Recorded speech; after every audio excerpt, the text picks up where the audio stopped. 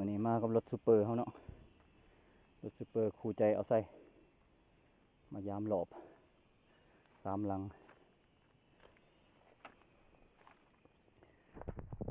เอาแหนเอาจอกไปให้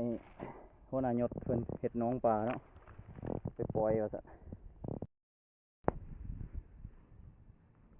สบายดีพี่น้องมื้อนี้เอาใส่กะสิมายามหลอบพี่น้องเอ้ยใส่หลอบไว้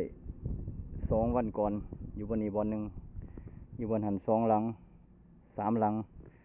เอาข้าวเจ้าใส่พี่น้องว่ามันสิถือหรือบ่ไปติดตามเบิ่งนำกันเนาะพี่น้องเนาะไปเลยโอ้นี่ปลาลอยอยู่มันสิเข้าหลอบมันบ่เนี่ยอยู่เขื่อนน้ำยาเนาะไปเบิ่งนำกันพี่น้องตั้งกล่องมาเนาะพี่น้องใส่ไปโอ้โห3 หลังหลังหนึ่งเพิ่นลักไปเนาะยังเดือได้2 หลัง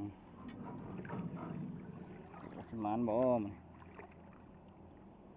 ใส่ไว้สุดก้อนกับมานอยู่ปลานิ่นนะพี่น้อง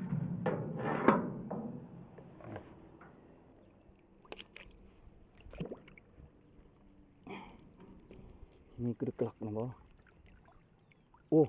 มีโตพี่น้องมีโตปลายังบุโอ้ปลาคอไงดิปลาคอ2 ตัวโอ้เดี๋ยวไงมานเนี่ยตัวนี้นะมานเนี่ยมาเบิ่งดังที่3บัดนี้พี่น้องหลังยาวมันสิมานบ่หลังยาว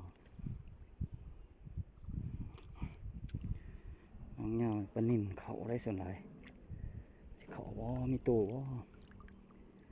ก็มิดจีดีอยู่บ่เขาหลังน้องเปลี่ยนแล้วมันปินมาทางนี้ก่อนโอ้โหบ่เป็นไงกูละซ้ำแขน